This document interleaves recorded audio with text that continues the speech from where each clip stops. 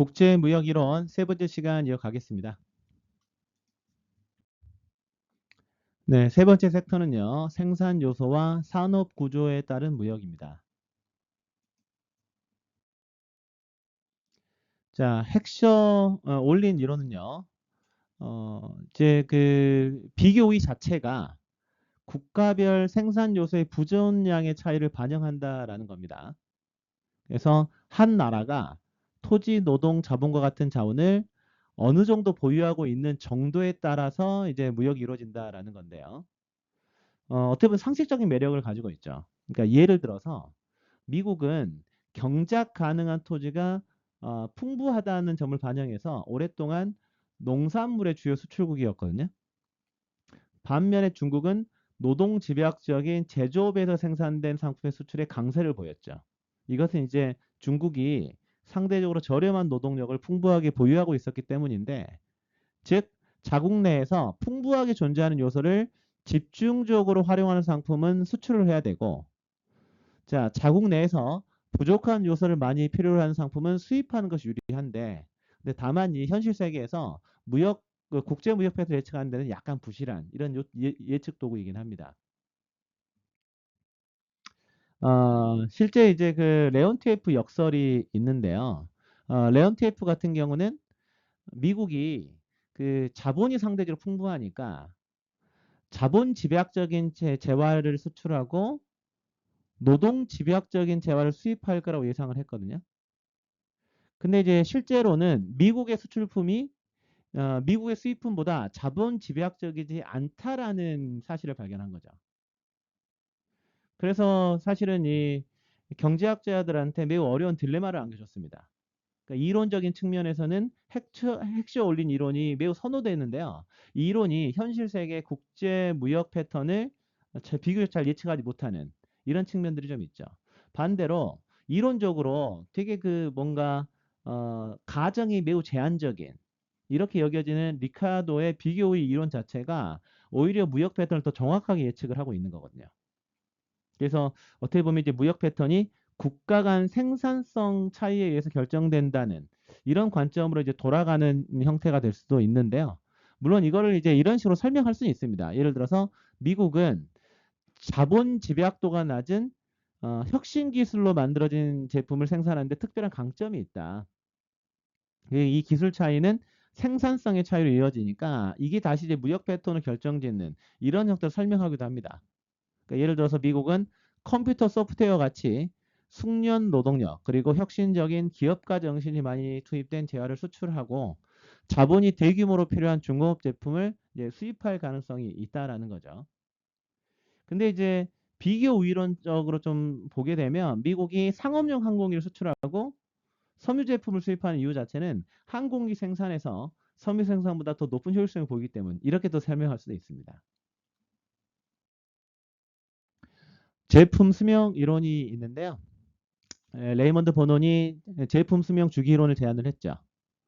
그러니까 이제 20세기 대부분 동안 신제품 대다수가 미국 시장에 생산되고 판매됐습니다. 자동차라든가 텔레비전, 즉석 카메라, 복사기, 개인용 컴퓨터, 반도체 이런 것들이죠. 사실 이제 미국 시장 자체가 워낙 크다 보니까 미국 기업들이 신제품을 개발할 강한 유인책이 있었죠. 보상이 크니까요. 반대로 또 미국의 높은 인건비들은 기업들이 비용을 절감할 유인을 제공했습니다. 그래서 이 새로운 제품 자체가 미국 기업에 의해서 개발되고 미국 시장에서 출시됐다고 해서 반드시 그 제품이 미국에서 생산되어야 된다 이런 의미는 아니죠. 해당 제품은 저비용 생산지가 있는 해외에서 제조된 다음에 다시 미국으로 수출될 수 있을 겁니다. 즉 제품이 성숙함에 따라서 판매 지역과 최적 생산지 모두가 변화하게 되고 이거는 이제 무역의 흐름과 방향에 영향을 미치죠. 그러니까 예를 들어서 신제품의 수명 주기 초기 단계의 경우에는 예를 들어서 미국 내 수요가 빠르게 증가하게 되는 거죠. 그런데 미국의 수요는 증가하지만 다른 선진국에서는 고소득층에서 한정된 수요가 발생하는 거죠.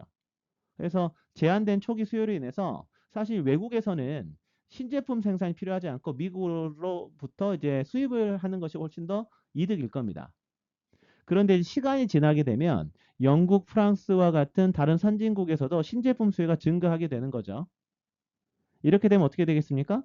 해당 국가들이 직접 제품을 생산하게 되고 미국 기업들이 그 나라 현재 진출하게 되는 거죠. 이렇게 되면 이제 시장이 성숙하게 되고 제품이 표준화되고 가격이 주요 경쟁 수단이 되는 거죠. 이렇게 되면 이제 미국은 수출국에서 수입국으로 전환되고요. 생산은 저비용의 해외 지역으로 이전될 가능성이 높아지겠죠. 자, 이 역사적으로 제품 수명 주기로는요, 국제 무역 패턴을 매우 합리적으로 설명합니다. 그래서 예를 들어서 이제 복사기는 1960년대 초반에 미국의 제록스에 의해서 개발돼 가지고 미국 내 사용자들에게 판매가 됐는데 초기에는 일본과 서유럽의 선진국의 복사기를 수출을 했죠. 자, 그런데 이제 해당 국가들에서 수요가 증가하게 되니까 제록스는 이제 일본과 영국의 합작 회사를 설립을 합니다. 그래서 현지에서 생산을 하고요. 그리고 특허가 만료되다 보니까 해외 경쟁 업체들이 시장에 진입하게 되는 거죠. 그래서 미국의 복사기 수출이 감소하고 미국 내 소비자들은 오히려 일본과 같이 생산비가 저렴한 외국에서 제조된 이런 이제 복사기를 이제 구입을 하게 되는데 다만 현재의 세계에서는 사실은 과거만큼 설명력을 가지지 않을 수가 있는데 그러니까 예를 들어서 오늘날에는 이제 많은 제조품들이 일본이나 한국에서 처음 출시되고요. 그리고 미국, 유럽, 아시아에서 동시에 출시되는 경우도 많죠. 그리고 생산도 전 세계적으로 이제 분산돼서 이루어지는 경향이 있다 보니까 현대에는 사실은 이 관련성 자체가 다소 제한적일 수 있다. 이렇게 보시면 되겠습니다. 자, 네 번째 챕터는요. 현대 무역 이론의 확장에 대해서 알아보겠습니다. 자, 여기서 우리가 이제 알아볼 수 있는 것이 신무역 이론인데요. 신무역 이론은 이겁니다. 그러니까 이제 특정 제품에 대해서 세계 무역은 어, 해당 제품 생산에 있어서 최초로 진입한 즉 퍼스트 무버 국가들의 기업들이 지배할 수 있다라는 거예요. 그래서 사실 이제 무역 자체는 이제 이용 가능한 상품의 다양성을 증가시키고 상품의 평균 비용을 감소시킬 수 있는데요. 이러다 보니까 규모의 경제를 통해 가지고요. 어떻게 보면 기업이 독점적인 기업이 나타날 수 있다라는 거죠. 규모의 경제라고 하는 것은 결국은 대규모 생산과 관련된 단위당 비용을 절감하는 거죠. 예를 들어서 마이크로소프트의 경우에는요. 윈도우 운영 체제의 새로운 버전을 개발하는데 약 100억 달러의 고정 비용이 들거든요. 엄청난 비용이 드는 대신에 이거를 이제 전 세계 거의 20억 대의 개인용 컴퓨터에 설치를 하다 보면 규모의 경제를 실현할 수가 있는 거죠. 이렇게 규모의 경제에 영향을 미치는 무역의 영향으로 인해서 소비자들은 사실은 엄청나게 많은 돈을 주고 구입해야 될 프로그램 같은 것들을 훨씬 저렴한 가격으로 구매할 수 있게 되는 거죠. 뭐 지금 뭐 글로벌 OTT 같은 것만 보더라도 다행히 알 수 있을 겁니다. 그래서 이 규모의 경제를 달성하는 데 필요한 생산량이 전 세계 수의 상당 부분을 차지할 때는요. 결국 글로벌 시장은 소수의 기업만을 수용할 수 있는 이런 측면들이 좀 있죠. 이런 것들이 바로 신무역 이론이다. 이렇게 보시면 되겠습니다. 이 무역이 없을 경우에는요. 결국은 이제 소규모 국가는 생산자가 필요한 규모의 경제를 실현하기 위해서 요구된 수요를 감당하지 못할 수가 있고 이로 인해서 특정 제품은 생산되지 않을 수 있습니다. 근데 만약에 무역이 있다. 그러면 국가는요. 조금 더 좁은 범위의 제품 생산에 특화되고 자국에서 생산되지 않는 제품은 다른 나라에서 구매할 수 있는데요. 예를 들어 보면요. 예를 들어서 두 나라가 있어요. 두 나라가 있는데 각각 연간 100만 대의 자동차 시장이 있다고 가정해 보겠습니다. 무역이 없게 되면 100만 대다 보니까 다양한 자동차를 생산하지 못할 수 있어요. 근데 이 두 나라를 통합하게 되면 시장 규모가 200만 대가 되는 거죠. 이렇게 되면 더 다양한 모델을 생산할 수 있고 평균 생산 비용도 낮출 수 있을 겁니다. 그럼 각 기업은 규모의 경제를 통해 가지고요. 사실은 무역이 없었다면 생산하지 못했을 스포츠카라든가 미니밴이라든가 이런 생산에 집중할 수 있겠죠. 이렇듯이 이 무역 자체는 생산을 전문화시키고 규모의 경제를 실현시키고 더 다양한 제품을 생산함으로 인해서 각 국가는요. 소비자에게 제공되는 상품의 다양성을 동시에 증가시킬 뿐만 아니라 해당 상품의 비용도 낮출 수 있는 즉 상호 이익을 얻을 수 있는 이런 장점이 있을 수 있습니다. 특히 이 신무역 이론에 따르면요, 선발자 이점이 이제 매우 중요하다라고 얘기를 하는데, 특정 산업이나 시장에 먼저 진입함으로 인해서 얻는 경제적, 전략적 우위가 매우 크다라는 거죠. 즉, 규모의 경제가 중요하다라는 겁니다.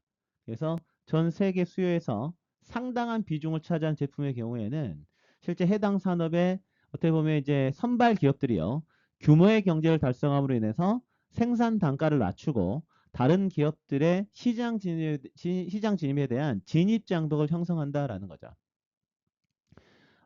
예를 들어서요, 상업용 항공기 산업을 예를 들어 볼게요.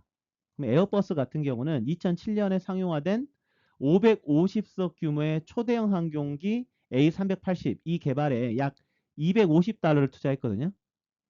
그러니까 그런데 이제 손익분기점을 넘기려면 최소 250대를 판매해야 되는데, 대형 항공기 시장 자체가 20년간 전 세계적으로 400에서 600대 정도밖에 없어요. 그러니까 후발 기업들은 이런 것들 따라잡기가 거의 불가능한 거죠. 그래서 세계 경제에서 무역 패턴은 이렇게 이 선발자 우위와 규모의 경제에서 형성될 수 있다, 이렇게 주장을 하는 겁니다.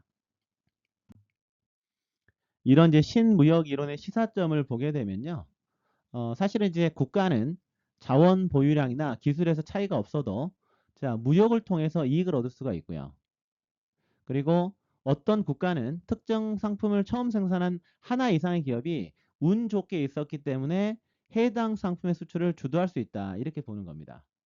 그래서 신무역 이론가들은요, 선발자 입점을 확보하는 데 있어서 사실은 운, 기업가 정신, 혁신 이러한 역할을 강조를 많이 하죠. 사실 보잉이 상업용 제트기 시장의 선발자가 될 수 있었던 건요, 기술력도 뛰어났기 뿐만 아니라 일정 부분 운이 따랐기 때문에 그런 건데요. 그러니까 예를 들어서 영국에 디하빌랜드가 있는데 보잉보다 2년 먼저 코멧 제트기를 출시를 했거든요. 근데 여기에 매우 치명적인 기술적 결함이 있어가지고 시상에 실패했죠. 그리고 이 보잉의 혁신성 자체가요, 상업용 제트기 제작에 필요한 기술을 독자적으로 개발을 했지만 미국의 R&D 개발 지원이 매우 큰 역할을 했거든요. 결국은 이 신무역 이론 자체는 특정 제품을 생산하는 데 필요한 생산 요소를 풍부하게 보유한 국가가 해당 제품의 수출을 주도한다, 이렇게 설명하는 핵시 올린 이론과 좀 상충되는 점이 있고요. 무역 패턴을 설명하는 데 유용합니다.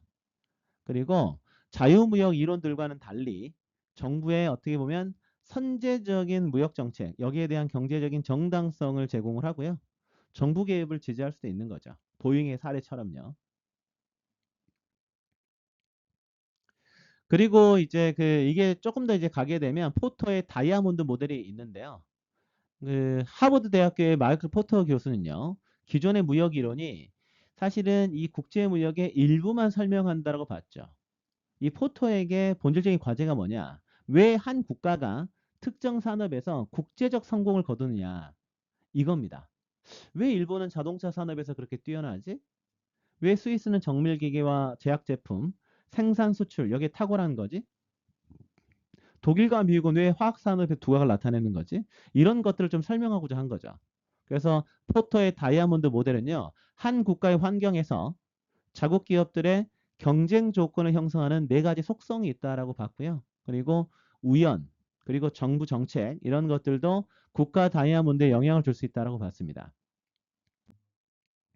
자, 보게 되면 이거예요. 그러니까 국가 경쟁 우위의 결정 요인은 이렇게 포터의 다이아몬드에서 결정된다라고 얘기를 했는데요. 즉 이제 국가 경쟁 우위를 창출하거나 저희하는 네 가지 그 속성 자체를 다이아몬드라고 명명했죠. 그래서 이제 생산 요소 보유량, 그리고 자, 관련 및 지원 산업, 기업 전략 구조 경쟁, 그리고 수요 조건 이렇게 네 가지를 봤고요. 그리고 이제 두 가지 추가 변수로 우연과 정부를 제시하는데요. 예를 들어서 우연한 사건 자체는 산업 구조를 변화시키고 한 국가의 기업이 다른 국가의 기업을 대체할 수 있는 기회를 제공한다고 봤고요. 그리고 이제 정부는 정책 선택, 예를 들어서 규제 정책이라든가 반독점 정책이라든가 교육 투자를 통해 가지고 어떻게 보면 그 나라 노동력을 향상시키라든가 이런 정책을 통해 가지고 국가 경쟁 우위를 저해하거나 강화할 수 있다고도 봤습니다. 일단 이제 생산 요소는요, 헥처 올린 이론의 어떻게 보면 핵심 개념이죠. 뭐 포터가 뭐 전혀 다른 새로운 개념 제시하지는 않았는데, 다만 이거를 이제 보다 정교하게 분석을 합니다. 일단은 생산 요소 간에 위기가 존재한다라고 본 겁니다. 그래서 기본 요소가 있고 고급 요소가 있는데요. 기본 요소는 천연자원, 기후, 지리적 위치, 그리고 인구 통계 이렇게 봤습니다. 그래서 이 기본 요소가 초기 비교 우위를 제공을 하는데, 그런데 이제 고급 요소에 대한 투자를 통해 가지고 그 우위가 확대될 수 있다라고 봤는데요.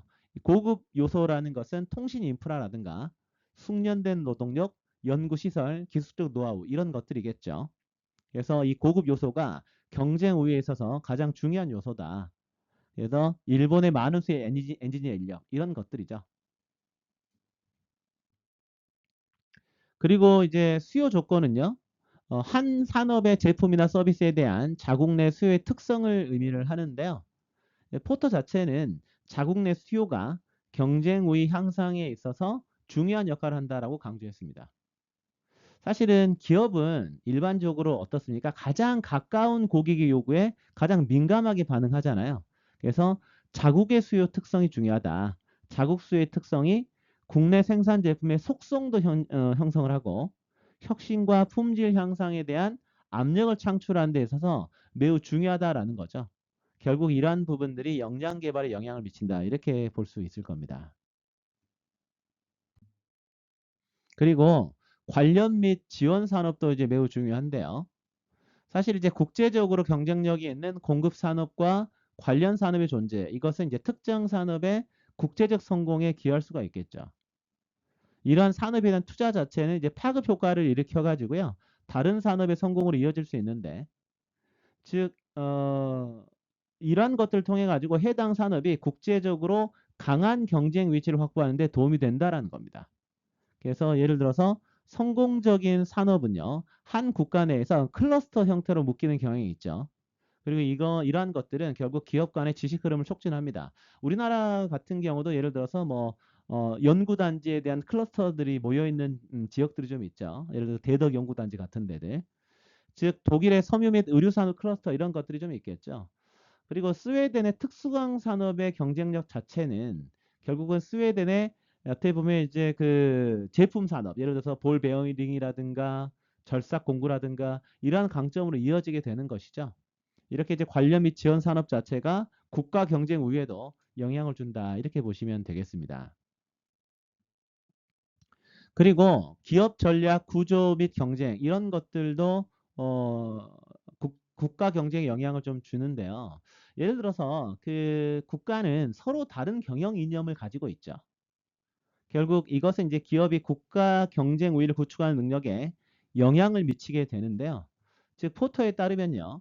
예를 들어서 이러한 경영 이념의 차이 중 하나의 결과로 인해서 미국은 제조 공정과 제품 설계가 중요한 공학 기반 산업, 예를 들어서 자동차 산업 같은 것들이죠.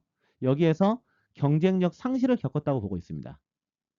그래서 미국 경영 자체는 이제 마케팅이라든가 금융 중심적인 건데 독일이나 일본은 현장 중심적인 이런 이제 공학적 전문성을 중시하는 문화가 경쟁 우위를 뒷받침하다 보니까 이제 그런 이제 형태로 국가가 이제 발전해 나간다라는 거죠. 결국 이런 기업 전략과 구조 경쟁은요, 국가가 경쟁 우위를 구축하는데 도움이 되기도 하고 그렇지 않기도 하고요. 네, 산업 내 경쟁 우위 창출과 지속에는 치열한 국내 경쟁이 강하게 연관되어 있다. 이렇게 볼 수 있습니다. 자, 이렇게 일단 이제 포터 이론을 평가를 해보게 되면요. 결국 이제 포터는 한 국가가 특정 산업에서 국제적 성공을 거둘 가능성은 요소 부존도, 국내 수요 조건, 그리고 관련 및 지원 산업, 국내 경쟁 이런 네 가지 요인의 결합된 영향에 따라서 결정된다라고 보는 거죠. 그리고 그 포터는 정부가 다이아몬드 모형의 네 구성 요소 각각에 긍정적인 영향을 줄 수도 있지만 부정적인 영향을 줄 수도 있다라고 이제 보는 거예요. 정부는 국내 제품 기준이나 구매자 요구에 영향을 주는 규제를 통해 가지고 수요를 형성할 수가 있는 거죠. 자, 그리고 정부 정책은요, 규제를 통해서 지원과 관련 산업에 영향을 줄 수도 있고, 사실은 다양한 규제, 예를 들어서 자본시장 규제라든가 조세정책이라든가 독점금지법 이런 수단을 통해 가지고 기업 간 경쟁에도 영향을 미칠 수 있습니다. 그런데 이제 그래서 이런 모형을 통해 가지고 이제 실제 세계에서 국제 무역 패턴을 예측할 수 있어야 되는데 그런데 이제 이론에 대한 실질적인 검증은 좀 거의 이루어지지 않은 이런 측면들이 있으니까 이런 부분들을 좀 참고하면 좋겠습니다. 자, 다섯 번째 섹터로요. 국제무역 이론의 경영적 활용을 한번 보도록 하겠습니다. 그래서 무역 이론이 국제 경영 전략이 주는 시사점을 한번 이해해 보도록 하겠습니다. 결국 이 국제무역 이론의 경영적인 시사점을 살펴보게 되면요. 어떻게 보면 이제 우리가 살펴본 대부분 이론 자체가 국가마다 특정 생산 활동에 있어서 비교 우위를 가진다는 이제 개념으로 보는 거죠. 그래서 국가마다 입지, 즉 특정 생산 활동에 인해서 고유한 우위를 가지고 있다라고 보는 겁니다. 이거는 이제 그 기업이 생산 활동의 입지를 선택할 때 중요한 영향을 미칠 수가 있고요. 기업은 각 활동이 가장 효율적으로 수행할 수 있는 국가의 생산 활동을 분산시켜야 된다 이렇게 보시면 되겠죠. 그리고 신제품 생산에 있어서 선발자 우위가 있었죠. 선발자 우위를 확보한 기업은 이후 해당 제품에 대한 글로벌 무역을 지배할 수가 있기 때문에 이런 것들 잘 활용해야 될 것 같고요. 그리고 자유무역이나 국내 산업부에 대한 정부 정책 자체가 글로벌 경쟁력에 중대한 영향을 미칠 수 있었습니다. 그래서 이제 기업은 자유무역 정책을 지지하는 것이 바람직하다 이렇게 볼 수 있겠죠. 자, 그리고요. 이 정부 정책, 투자, 기업 전략의 변화가 있습니다. 국제 무역 질서는 결국은 세계 무역 기구 WTO가 수립한 규범에 기반을 두고 형성해 왔는데요. 사실은 이 WTO 자체는 상품과 서비스에 대한 무역 장벽을 낮추기 위해서 노력해 왔고요. 무역의 예측 가능성을 높이고 리스크를 줄이는 환경을 조성해 왔는데 근데 트럼프 행정부 시기에 미국 무역 정책 변화가 기업들로 하여금 미래에 대한 불확실성, 예측 불가능성을 초래했습니다. 이렇게 이제 리스크가 증가할 때 기업들은 일반적으로 일단 세 가지 행동을 취하게 되는데요. 일단은 위험이 커지게 되면 어떻게 되겠습니까? 위험이 큰 프로젝트에 대한 투자를 줄이겠죠. 결국은 무역 전쟁에 휘말린 국가들에 대한 투자 축소를 의미할 수 있습니다. 자, 두 번째는 기업은 위험을 분산하려고 하겠죠. 그래서 애플 같은 기업들은 특정 부품을 여러 지역에서 조달하거나 아니면 여러 위치에서 조립함으로 인해서 실제 무역 분쟁, 관세 장복 이런 것들로 인해서 한 장소 생산이 매우 비생산적일 수 있는 이런 것들을 좀 막을 수 있도록 조정할 수 있을 겁니다. 마지막으로 이 부정적인 영향을 상쇄하기 위해서 사실 기업들은 정부의 로비 활동을 좀 늘릴 수가 있겠죠. 자, 그러므로 인해서 분쟁 해결과 보다 안정적이고 예측 가능한 환경을 조성하려고 유도할 수 있을 겁니다. 자, 그래서 우리는 이렇게 한번 요약을 해볼 수가 있을 것 같아요. 자, 국가들이 서로 왜 무역을 하는지 이해할 필요가 있을 것 같고요. 그리고 국가 간의 무역 흐름을 설명하는 다양한 이론들을 한번 요약해 보면 좋을 것 같습니다. 그리고 대부분의 경제학자들이 자유무역이 무역에 참여하는 국가들의 경제적 복지를 향상시킨다고 믿고 있었죠. 그 이유가 뭔지 한번 인식해 보면 좋을 것 같고요. 그리고 정부가 특정 산업에 있어서 국가 경쟁 우위를 촉진하는 데 있어서 능동적인 역할을 할 수 있는 주장들이 있었죠. 실제 보잉과 같은 경우도 정부가 R&D 비용을 실제 이제 지원함으로 해서 그런 부분들이 좀 있었고 중국 같은 경우도요. 실제 이제 이런 기업들이 활동할 수 있도록 다양한 지원을 합니다. 이런 것들 한번 살펴보면 좋을 것 같고요. 그리고 국제 무역 이론이 이 기업 실무에 가지는 중요한 시사점들, 예를 들어서 뭐 이제 퍼스트 무버가 왜 중요한지 이런 측면들, 그런 것들을 잘 이해를 해가지고요. 국제 경영에 한번 접목해 보시면 좋겠습니다. 자, 이번 시간을 마무리하면서요. 다음과 같은 것들을 좀 정리해 보면 좋을 것 같은데요. 우선적으로 신무역 이론과 자, 포터의 국가 경쟁 우위 이론을 바탕으로 인해서 예를 들어서 생명공학 분야에서 국가 경쟁 우위를 구축하기 위한 정부 정책이 과연 필요한지 필요성을 한번 논의해 보면 좋을 것 같고요. 자, 그렇다면 정부가 채택해야 할 정책이 어떤 것들이 있는지 정리해 보면 좋을 것 같고요. 이러한 정책들이 과연 기본적인 자유무역 철학과 상충하는지 이런 것들 한번 정리해 보시면 좋겠습니다.